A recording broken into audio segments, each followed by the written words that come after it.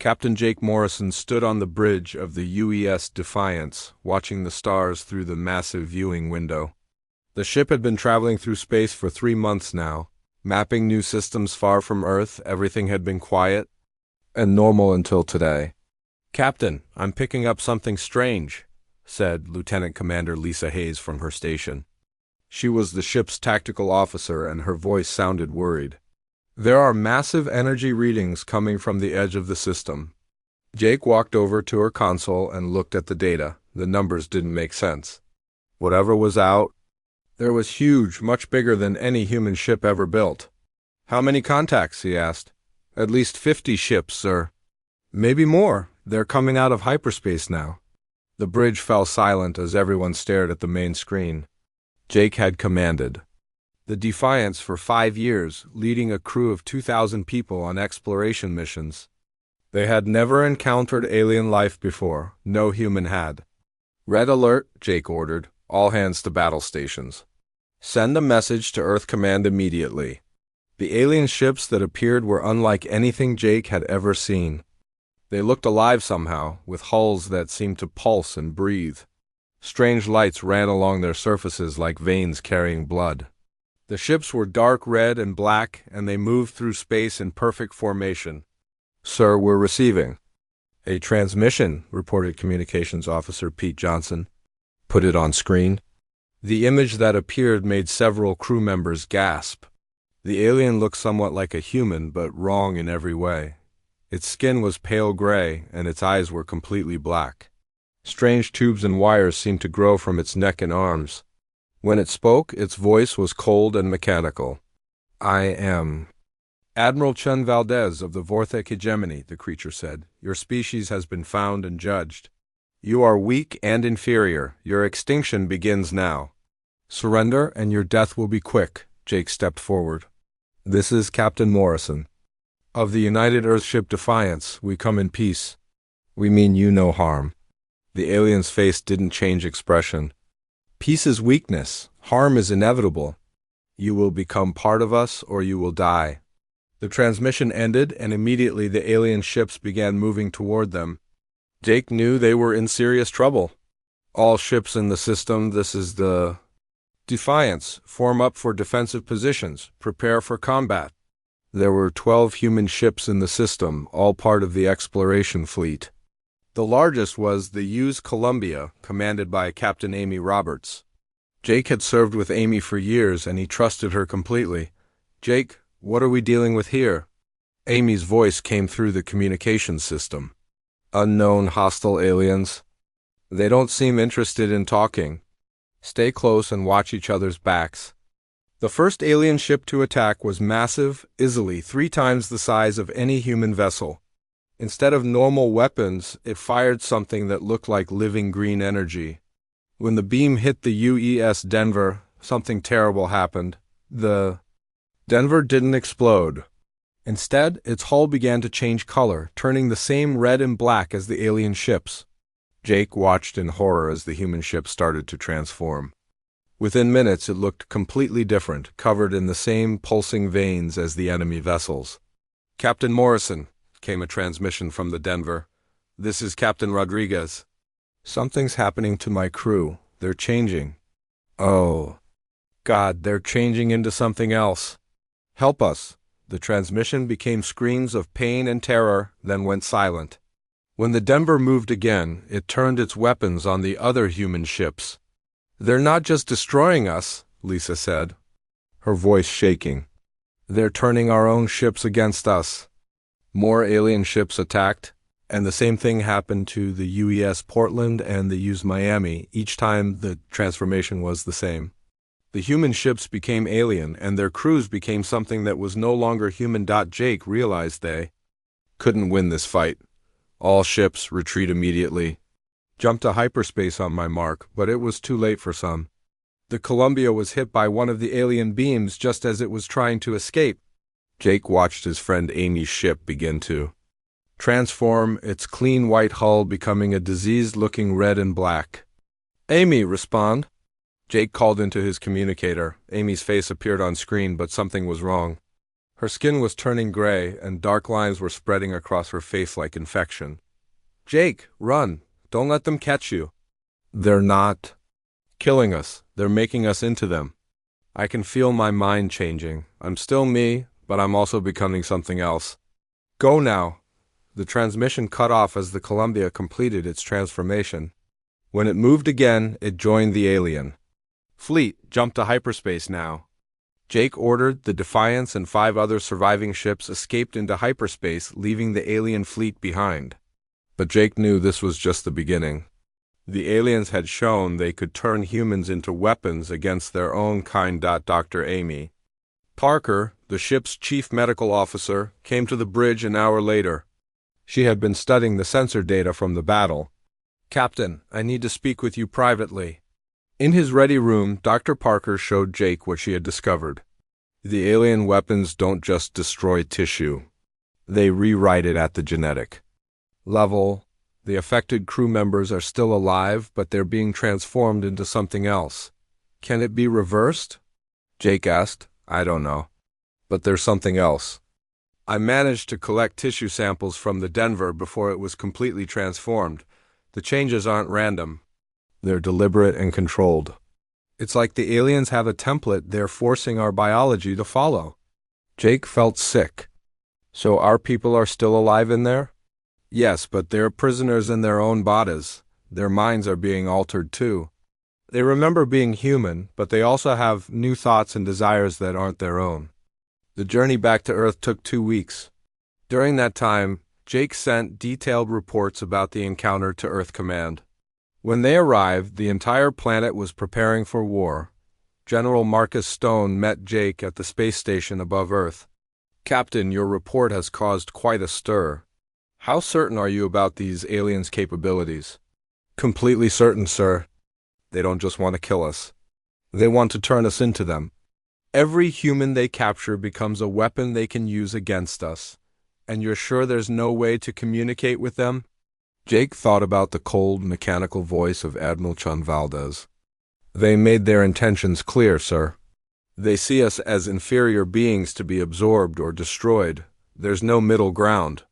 General Stone nodded grimly. "Then we prepare for the worst.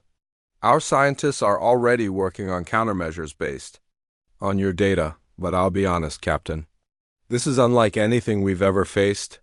Over the following days, Jake was debriefed by dozens of military officials and scientists. Each time he told the story, he remembered Amy's face as she transformed, her desperate warning to run. The aliens didn't just kill their enemies. They made them into allies by force. Dr. Rebecca Walsh, Earth's leading xenobiologist, studied the tissue samples Dr. Parker had collected. Her findings were disturbing. The transformation process is incredibly sophisticated. It preserves the host's memories and personality while adding new programming. The victims are aware of what's happening to them, but they can't resist. Jake realized that humanity was facing something worse than extinction. They were facing a fate where death would be a mercy compared to what the aliens had planned for them. As he stood in his quarters looking out at Earth, Jake wondered if his home planet would still be human the next time he saw it. The aliens had arrived with hell itself, but Jake suspected that humanity would need to find something even darker to survive. 6 months had passed since the first attack, and the war was going badly for humanity. General Marcus Stone stood in the Pentagon's war room, staring at the holographic display that showed their losses. Red dots marked the systems that had fallen to the aliens. Each dot represented millions of dead or transformed humans. "How many ships did we lose at Proxima Centauri?" General Stone asked his aide. 47 vessels, sir. The entire Third Fleet. Just like the others, they were converted and are now fighting for the enemy. General Stone rubbed his tired eyes. Every battle was the same. Human ships would fight bravely, but the alien weapons turned their own forces against them. The enemy fleet grew stronger with every victory while humanity grew weaker on the research Station Omega 7, Dr. Rebecca Walsh worked day and night studying captured alien technology. Her team had managed to recover pieces of alien ships from previous battles. What they found made her stomach turn. The aliens don't just build ships, she explained to her assistant, Dr. Kevin Price. They grow them. These vessels are alive. In every sense of the word, look at this tissue sample. Under the microscope, the alien ship material pulsed like a heartbeat. Strange fibers moved through it like blood vessels, carrying nutrients and information throughout the structure. But how do they control something this complex? Kevin asked. That's the terrifying part, Rebecca said. They don't control it. They become part of it. When humans are transformed, they're plugged into this living network. Their consciousness becomes part of the ship itself. The implications were horrifying. Every human the aliens captured became a living component of their war machine, fully aware but unable to resist. Meanwhile, Commander Rick Johnson led what remained of the 7th Fleet in a desperate holding action at Tau Ceti. His forces were outnumbered 10-1, but humanity had finally developed some effective weapons. "Fire the new Reaper torpedoes," Rick ordered from the bridge of his flagship, the UES Warrior. The Reaper weapons were designed specifically to disrupt alien biotechnology. When they hit, the alien ships writhed in what looked like pain, their living hulls convulsing as the weapons interfered with their biological systems. "Direct hit on the lead vessel," reported Tactical Officer Lisa Bell. "It's breaking apart." For the first time since the war began, humans were winning a battle. But the cost was enormous. Rick had started the engagement with 30 ships. Only 12 remained functional. "Sir, we're receiving a transmission from the aliens," the communications officer said. Rick nodded. "Put it through." The image that appeared showed a human face, but Rick knew it wasn't really human anymore. The person had been transformed, their skin gray and mechanical parts visible along their neck. "I am Captain Williams of the USS Denver," the figure said. Its voice was flat and emotionless. "I remember you, Commander Johnson. We served together at the academy." Rick felt sick. He did remember Captain Williams. They had been friends once. "Tom, can you hear me? Are you still in there?" "I am here, but I am also more," the transformed captain replied. "The collective has shown me truth. Resistance is futile. Join us willingly, and the transition will be easier."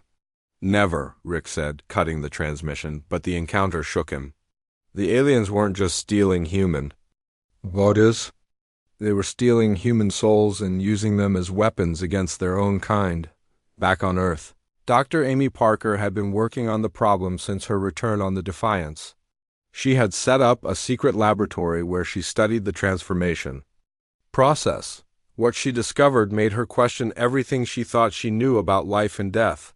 "The alien process doesn't destroy human consciousness," she explained to a small group of military leaders. "It adds to it. The transformed humans remember everything about their past lives, but they also have new thoughts and desires that aren't their own." "Can it be reversed?" asked Colonel Don Murphy. "That's what I'm trying to find out. But there's something else. The transformation isn't just physical. It creates a quantum link between all transformed beings. They share thoughts and experiences across vast distances." Colonel Murphy leaned forward. "You mean they're all connected?" "Exactly.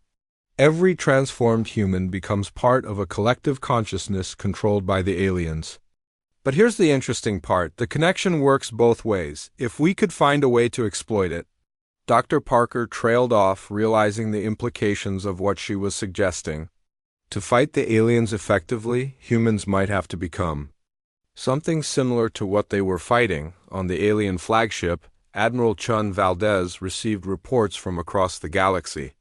The conquest was proceeding according to plan. Each system that fell added to their strength, providing new ships and soldiers for the great work.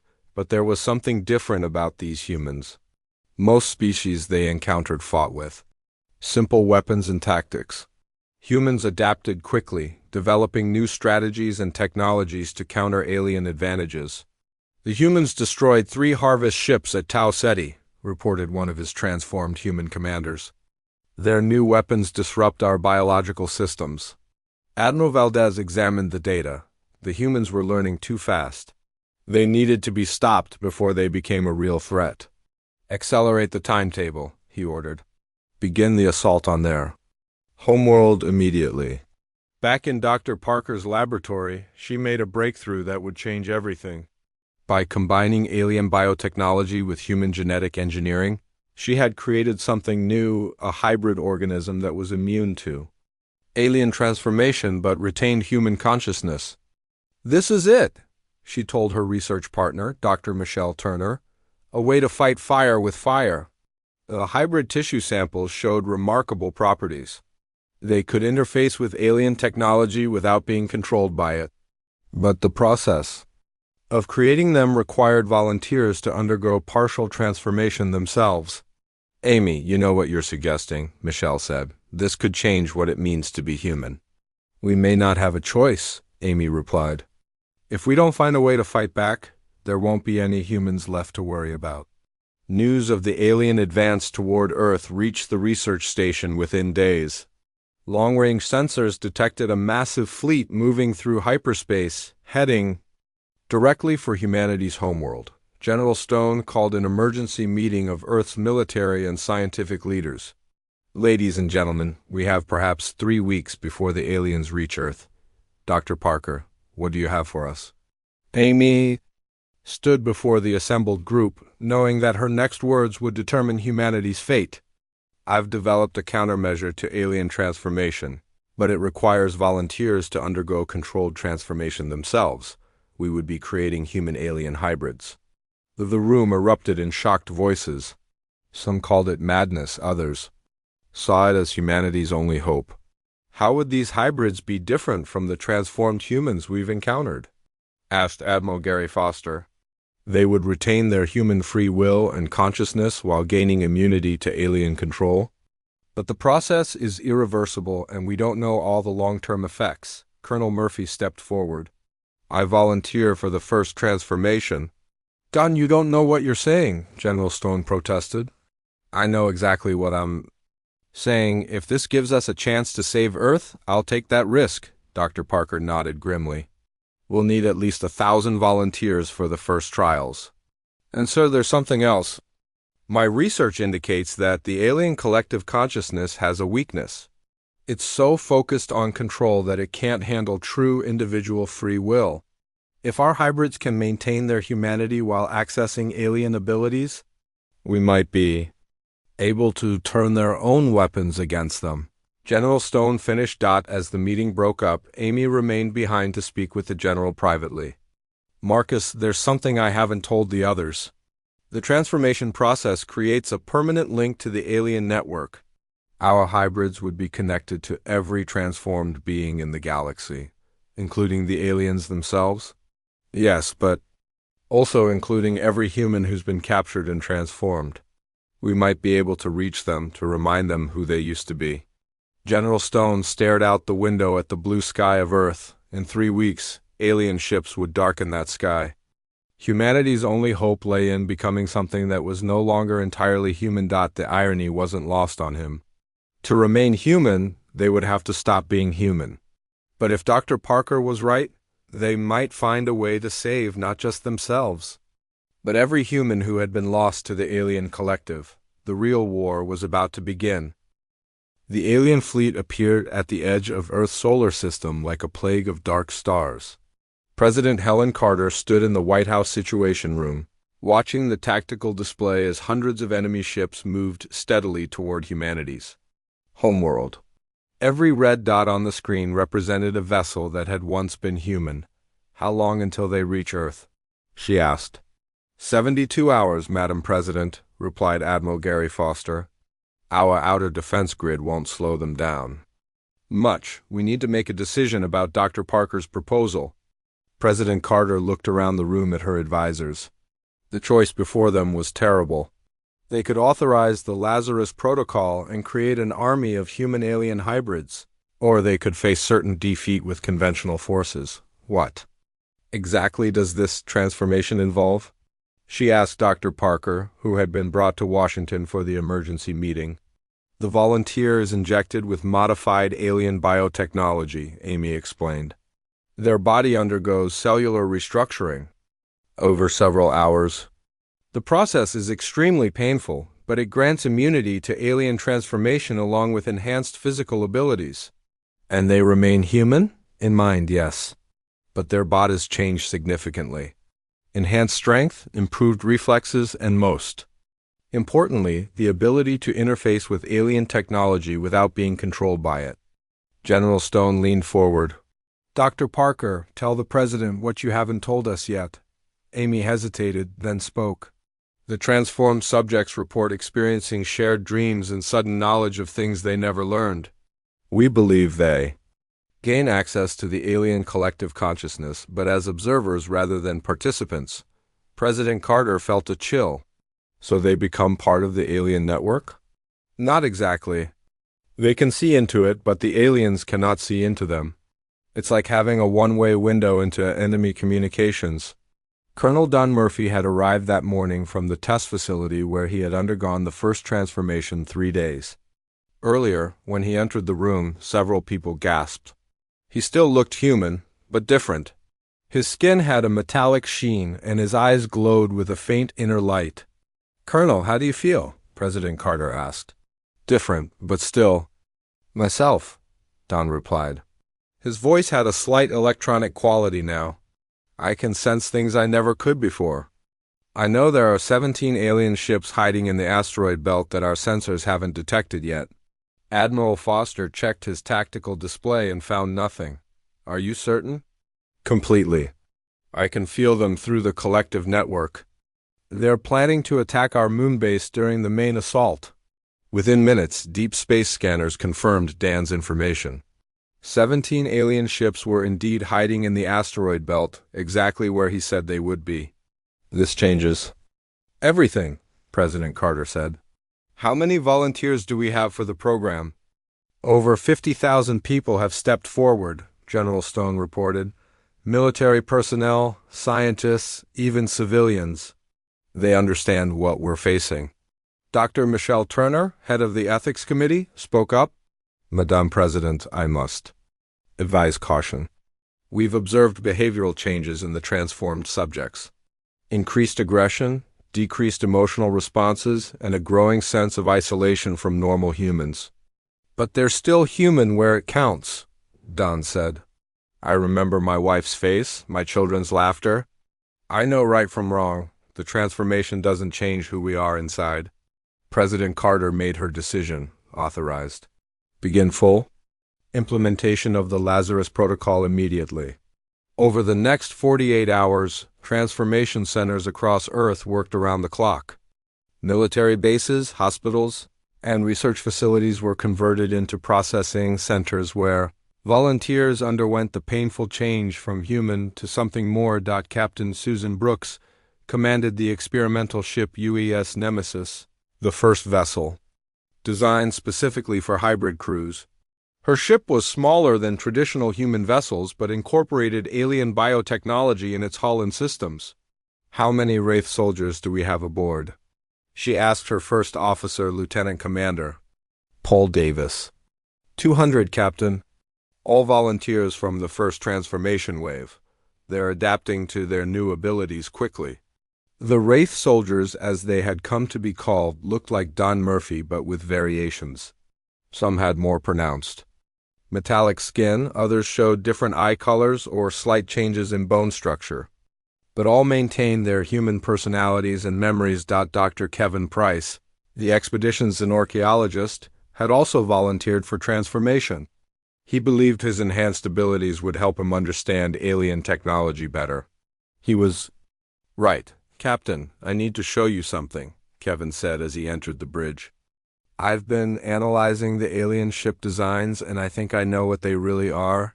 Explain, these aren't just ships. They're artificial organisms created by combining multiple species biology. Look at this data. Kevin displayed his findings. On the main screen, the alien vessels showed genetic markers from dozens of different worlds, all woven together into a single living system. The Vorthek aren't a single species, Kevin continued. They're what's left of an entire galactic civilization that was consumed by this transformation process. Every species they've encountered has been added to their collective. Captain Brooks felt sick. How long has this been going on? Based on the genetic diversity, at least 10,000 years. Maybe longer. They've been spreading across the galaxy like a virus, absorbing every intelligent species they encounter. The implications were staggering. Humanity wasn't just fighting an alien invasion. They were fighting the corrupted remains of thousands of species that had come before.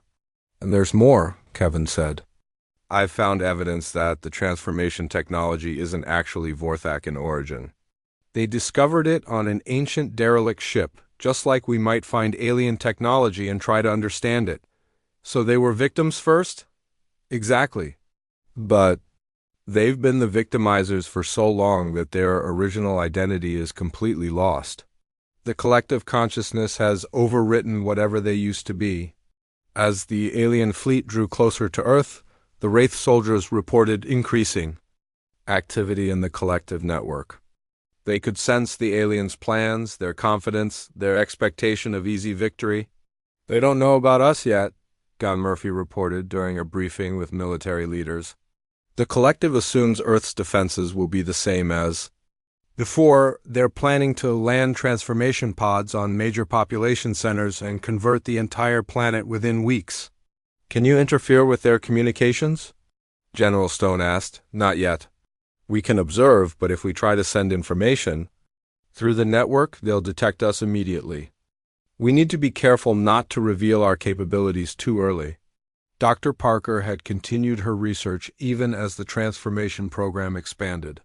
What she discovered made her question whether they were saving humanity or destroying it in a different way. The Wraith soldiers are developing a collective consciousness of their own, she reported to President Carter. They're still individuals, but they're also becoming connected to each other in ways we didn't anticipate. Is that dangerous? I don't know. It could be an advantage, allowing perfect coordination between our forces. But it could also mean we're creating the same kind of collective mind that consumed the Vorthok. The first test of the Wraith soldiers came when alien scouts attacked the moon base. Traditional human forces would have been overwhelmed in minutes, but the hybrid defenders fought with abilities that surprised even their creators. Sergeant Lisa Bell, one of the first volunteers, led a squad against alien ground forces. She moved faster than any human could, and her enhanced strength allowed her to tear through alien bioarmor with her bare hands. This is incredible, she reported over the communication system. I can anticipate their moves before they make them. It's like I can read their intentions through the collective network, but the victory came with a cost. Several Wraith soldiers reported experiencing alien memories and emotions during the battle. They remembered lives on distant worlds, the terror of transformation, and the gradual loss of individual identity. I saw what happened to them, one soldier told Dr. Parker after the battle.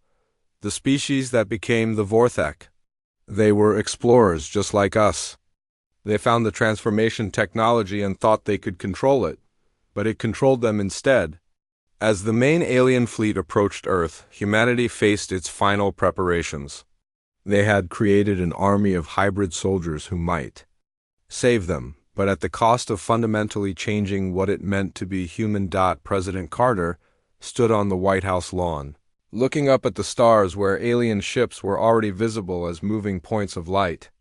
In hours they would arrive, expecting to find a helpless species ready for transformation. Instead, they would find something that had never existed before in their 10,000 years of conquest.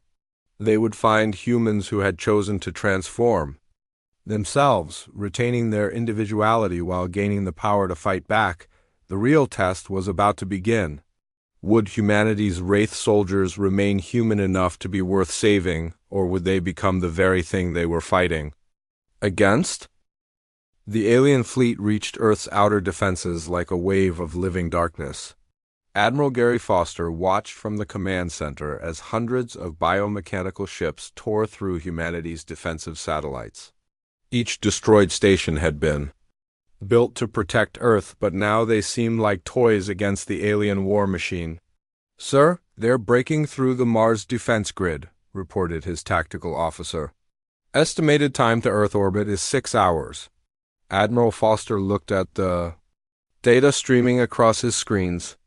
The aliens had brought nearly 1,000 ships, many of them converted human vessels from previous battles.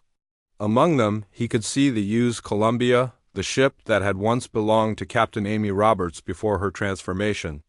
"How many Wraith soldiers do we have ready for deployment?" he asked. 50,000 have completed transformation, sir. Another 100,000 are in various stages of the process. It wasn't enough. Even with their enhanced abilities, the Wraith soldiers were vastly outnumbered. But Admiral Foster had learned something important over the past few days.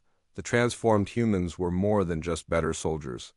They were something entirely new. In the Pentagon's underground bunker, Dr. Michelle Turner argued with military leaders about the rapid expansion of the transformation program. She had been studying the psychological profiles of Wraith soldiers, and what she found worried her deeply. "They're losing their connection to normal human society," she explained to General Stone. "The transformed soldiers report feeling like they're watching humanity from the outside. They care about protecting Earth, but they don't feel like they belong here anymore." "But they're still fighting for us," General Stone replied. "For now, but what happens after the war? These soldiers will never be able to return to normal life. We're creating a separate species of human that may not want to coexist with the original." Colonel Don Murphy entered the briefing room, moving with the fluid grace that all Wraith soldiers possessed. His metallic skin caught the light, and his glowing eyes surveyed the room with an intensity that made some people uncomfortable. "Colonel, Dr. Turner has concerns about the psychological effects of transformation," General Stone said. Don nodded slowly. "She's right to be concerned. We're changing in ways beyond the physical. But right now, that change is keeping humanity alive." "How so?" Dr. Turner asked. "We can see the alien battle plans through the collective network. They're not just planning to conquer Earth, they're planning to use it as a breeding world to create billions more transformed soldiers. Every human on the planet would become part of their army." The room fell silent. The aliens weren't just seeking conquest, they were planning the complete transformation of human civilization. "There's something else," Don continued. "The collective network isn't as unified as we thought. I can sense conflicts within it, different voices arguing about strategy. Some of the transformed beings are resisting their programming." Meanwhile, on the lunar surface, Commander Sarah Mitchell led a team of Wraith soldiers through the ruins of the moon base. The aliens had landed transformation pods across the lunar landscape, and the moon itself was beginning to change. Gray. Regolith was turning into the same pulsing red material that covered alien ships. "How long until the transformation spreads to Earth?" asked Sergeant Pete Williams, one of Sarah's team members. "According to our readings, about 12 hours, Sarah replied. "The transformation creates a quantum link between all infected matter. Once enough of the moon is converted, they can use it as a transmission point to Earth." The Wraith soldiers moved through the transformed landscape with abilities that amazed even them. They could see in complete darkness. Their enhanced muscles allowed them to jump vast distances in the low gravity. And most importantly, they could sense the location of every alien organism nearby. "Contact ahead," reported Corporal Lisa Green. 12 transformed humans guarding the main transformation node. Sarah felt a chill as they approached the enemy position. Through her connection to the collective network, she could sense the minds of the transformed humans. They had once been lunar colonists, people who lived and worked on the moon base. Now they were prisoners in their own bodies, forced to serve the alien cause while remaining fully aware of what they had lost. The battle was quick but brutal. The Wraith soldiers fought with coordination that seemed impossible, moving as if they shared a single mind. But Sarah noticed something disturbing. They were enjoying the violence more than they should have. "Team, pull back," she ordered after. "The enemy was defeated. We've secured the area." But as they retreated, Sarah heard something that made her stop. One of the defeated transformed humans was still alive, trying to speak. "Please," the figure whispered. I remember. My daughter, tell her I'm sorry." Sarah knelt beside the dying man. His transformation was more advanced than others she had seen, but his eyes still showed human intelligence trapped inside an alien shell. "What's your name?" she asked gently. Robert. Robert Nash. I was a mining engineer. My daughter Emma is on Earth. Please tell her I fought this as long as I could. Robert died before Sarah could respond, but his words haunted her. The transformed humans weren't just enemies, they were victims, who had lost everything while remaining conscious of their fate back on Earth. Dr. Amy Parker made a discovery that changed everything they thought they knew about the transformation process. She had been studying brain scans from Wraith soldiers and found something unexpected. The transformation doesn't just create a connection to the alien collective, she explained to President Carter. It creates a quantum entanglement between all transformed beings. Every Wraith soldier is linked not just to the aliens, but to every human who has ever been transformed. What does that mean? The President asked. It means our soldiers are connected to every human prisoner in the alien fleet. They can sense their thoughts, their memories, their pain, and more importantly, they might be able to influence them. The implications were staggering. If the Wraith soldiers could reach the consciousness of transformed humans, they might be able to turn the aliens' own forces against them. But there's a risk, Dr. Parker continued. The deeper our soldiers connect to the collective network, the more they change. They're becoming something that isn't quite human anymore. During the next major engagement, this became terrifyingly clear. Captain Susan Brooks led the UES Nemesis against a squadron of transformed human ships. Her Wraith crew fought with abilities that surpassed anything the aliens had seen before. They're adapting faster than we anticipated, reported Dr. Kevin Price from the science station. I can sense confusion in the collective network. The aliens don't understand how we can interface with their technology without being controlled. But as the battle progressed, Captain Brooks noticed disturbing changes in her crew. They moved with perfect coordination, but they also showed less emotion than before. When one crew member was injured, his teammates barely reacted. Dr. Price, are you monitoring the crew's behavior? She asked quietly. Yes, Captain. They're becoming more efficient, but also more detached from normal human emotions. It's as if they're prioritizing mission success over individual welfare. The battle ended in victory for humanity, but Captain Brooks felt no satisfaction. Her crew had fought brilliantly, but they had also shown a coldness that reminded her uncomfortably of the aliens they were fighting. After the engagement, she spoke privately with Lieutenant Commander Paul Davis, her first officer who had also undergone transformation. Paul, do you still feel human? She asked. Paul considered the question carefully. I remember being human. I remember caring about things that seem less important now. The transformation gives us power, but it also changes our priorities. We care about protecting humanity as a whole, but individual humans matter less than they used to. That's what scares me, Susan replied. We're becoming like them, efficient, powerful, but losing what made us human in the first place. As the alien main fleet approached Earth's atmosphere, humanity faced its greatest test. The Wraith soldiers were their only hope of victory, but each battle made them less human, and more like the enemy they fought. Dr. Parker worked frantically to understand the long-term effects of the transformation. Her latest findings were disturbing. The quantum entanglement between transformed beings was growing stronger, creating a collective consciousness among the Wraith soldiers similar to what controlled the aliens. We may have created our own version of the problem we're trying to solve, she reported to the military leadership. The Wraith soldiers are developing their own hive mind. They're still individuals for now, but that could change. General Stone looked at the tactical display showing the approaching alien fleet. How long do we have before they reach Earth? 2 hours, sir. Then we use whatever time we have left. If becoming monsters is the price of saving humanity, we'll pay it. As the final battle approached, humanity faced the terrible truth. They had found something darker than the aliens' hell, but in doing so, they might have lost their souls. The final battle began as alien ships darkened Earth's sky like a plague of metal locusts. President Helen Carter stood in the White House bunker, watching the orbital defense platforms explode one by one on the tactical display.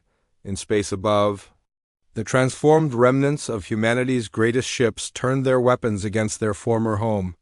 "Madam President, we need to authorize Operation Darkfall now," urged General Stone. "It's our only chance." Operation Darkfall was humanity's last desperate gamble, the complete transformation of Earth's remaining military forces. Within hours, 2 million volunteers would undergo the Lazarus Protocol, creating an army of Wraith soldiers larger than anything the galaxy had ever seen. "Do it," President Carter said quietly. "May God forgive us for what we're about to become." Across the planet, transformation centers activated simultaneously. Military bases, hospitals, and emergency shelters became processing points where humans lined up to surrender their humanity for a chance at survival.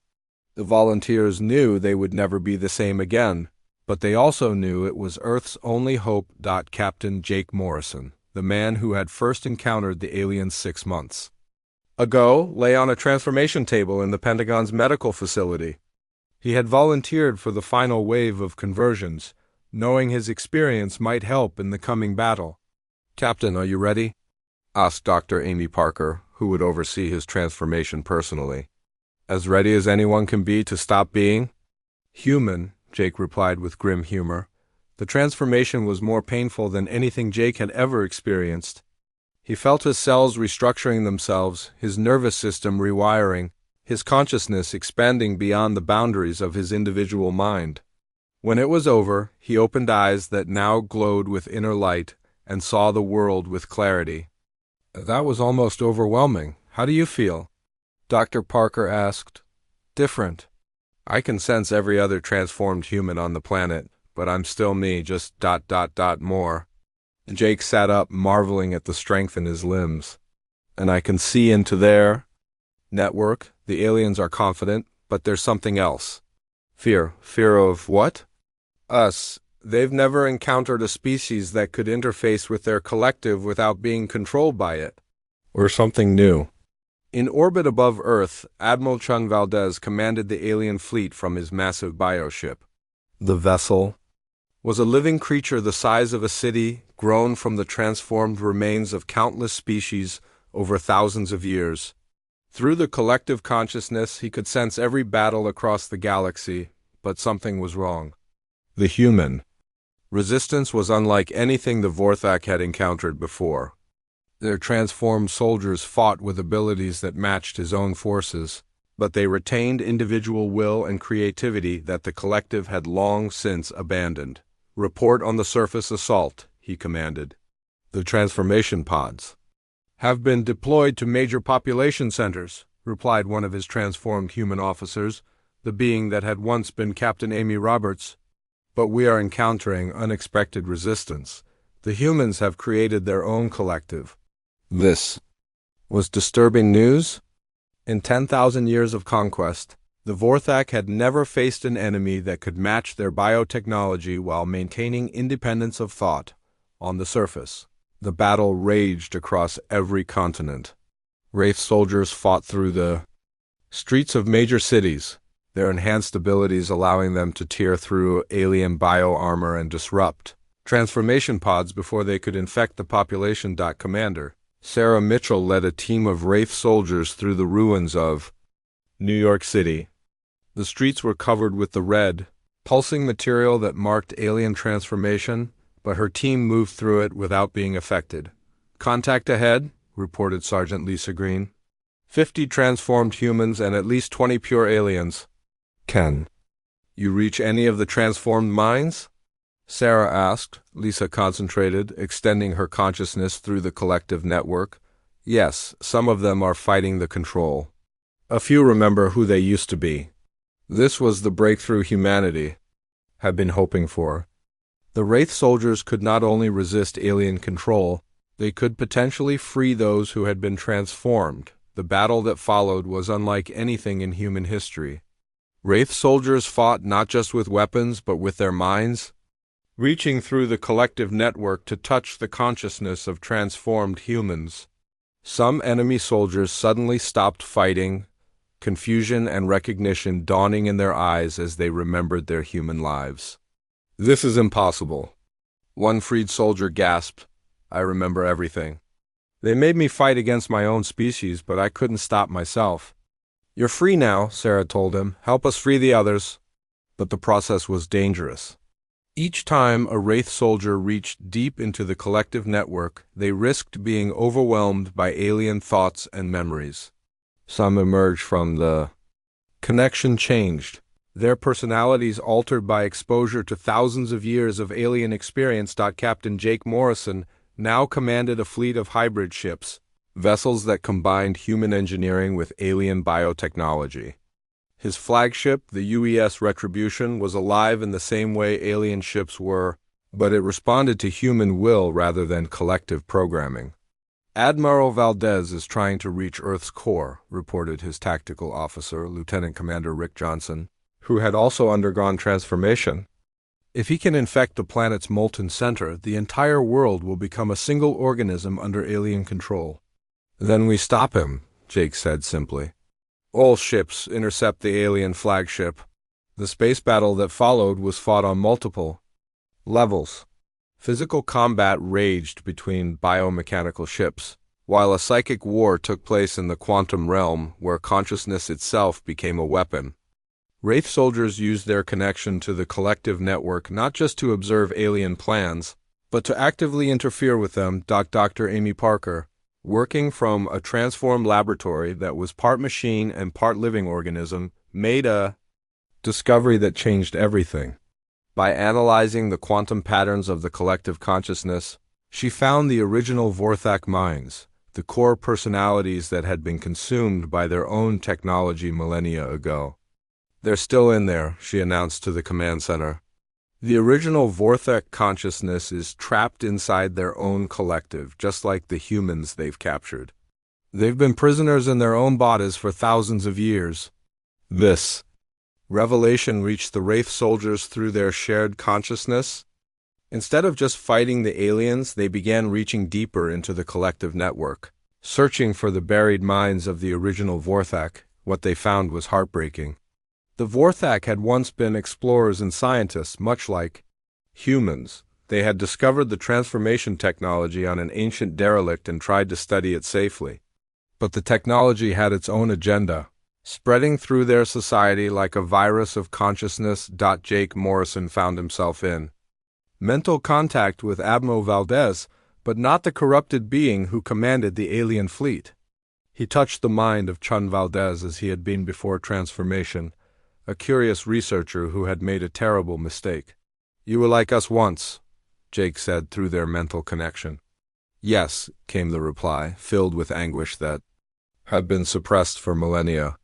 "We thought we could control it. We thought we were strong enough. We were wrong. You can be free again.